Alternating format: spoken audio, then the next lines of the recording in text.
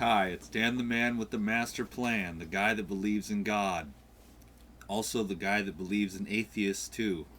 Hey, an honest atheist is better than a dishonest God worshiper, right?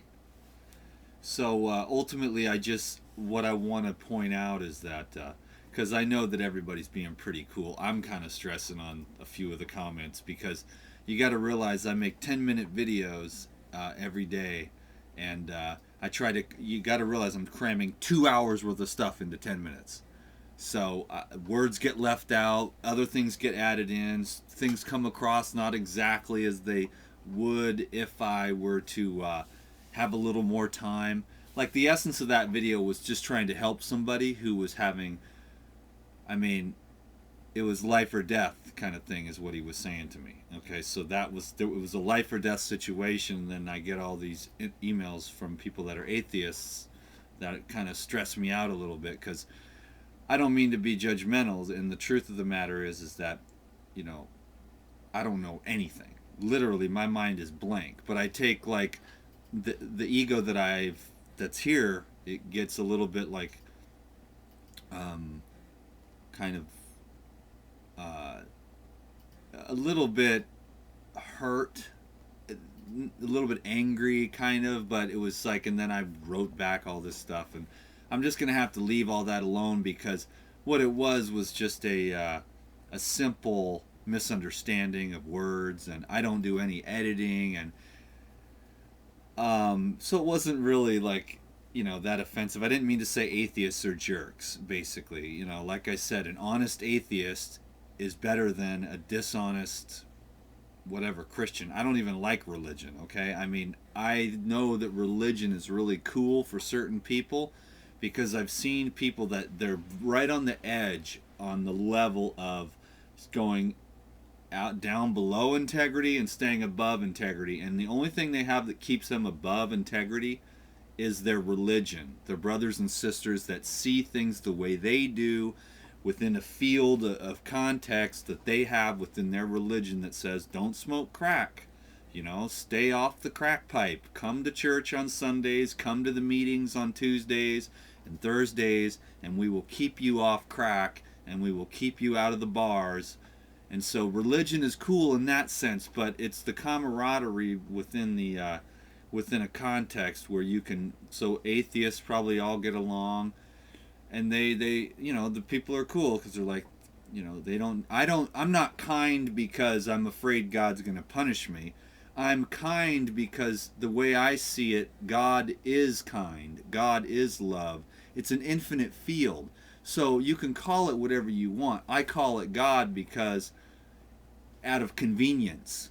But whether or not you believe in God or not, you're still a manifestation of the infinite field of power. So, you know, you can't escape that. So you don't have to call it God, but it doesn't matter because if you're an atheist and I'm Dan, we both come out of the same infinite field. We're both a product of all that ever was, and here we are, little humans. We got little peepees and little eyeballs and ears and hair, and we all have this animal brain that's always running around looking for more stuff. And now we have the frontal lobe, which can go, hey, I've gotten all this stuff and I keep getting more stuff. No matter how much stuff I get, I'm still not satisfied. So we have this frontal lobe now that can go, wait a minute. And then we turn inward. And then we can go inside. And then Jesus, said it best when he has said the kingdom of heaven is within you. So in other words, all the stuff outside yourself is never going to make you happy. And, whether you call it God or not, it doesn't really matter because if you, let's say you go everywhere you go, you treat everyone like crap, okay? And then you get home to your wife and you says, you know what? This is a crappy world where everyone treats everyone like crap. Okay?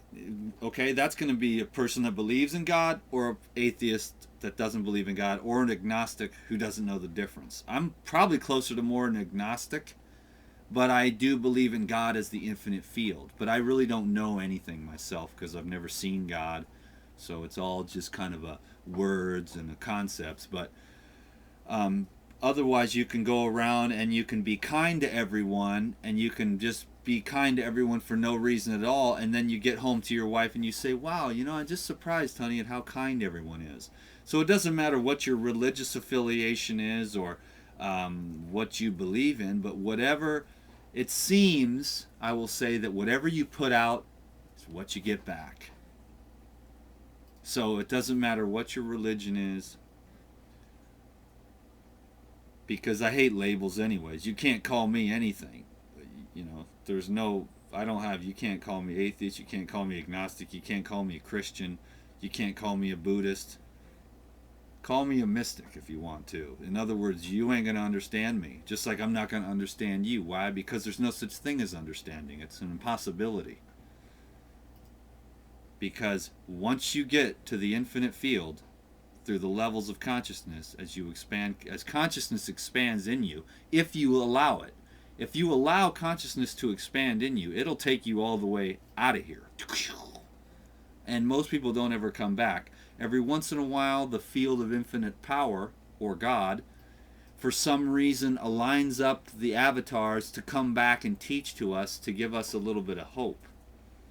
So it's just the field itself operating through the physical form, through the teachers and the masters and the saints of what we call spirituality. But ultimately, kindness and love is just a vibration of energy. So if you're a scientific type person, and you're not going to be, the thing is you don't want to confuse paradigms, because science is one paradigm and God is another. Science is linear, sequential stuff that you can look at, see, touch, and measure and taste.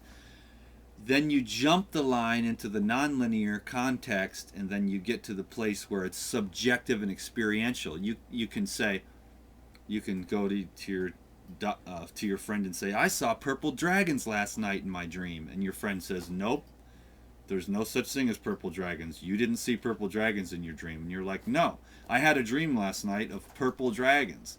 And your friend is saying, "There's no such thing as purple dragons. You did not have dreams of purple dragons." So the experiential, subjective, is a different paradigm than the scientific paradigm. So you can't mix the paradigms. So, you just keep the paradigms separate, and then you can work in the then you just realize you don't want to mix levels. Scientific, one level. So you can't prove or disprove God. But you can have an experience of God and call it that, or you can have an experience like that and not call it God. So eventually what we realize is that words are extremely limited, and the normal, everyday, average brainwave patterns that we operate out of in our day-to-day life, unless we're in very deep theta or delta states, we're not even going to be able to grasp what true spirituality is anyways. So anyways, I just wanted to rant on about that, because if you're an atheist, guess what? I love you just the same, because to me, you're a manifestation of that which I have devoted my life to, which is an invisible, unknowable source of something that I don't know what it is, but whatever the truth is, that's what I'm going to spend my life loving. And so I don't really know anything about anything, but I do know that I don't want to have conflict, because it bothers me more than anything that what I said didn't come out exactly right, because I only have 10 minutes to do a 2-hour lecture.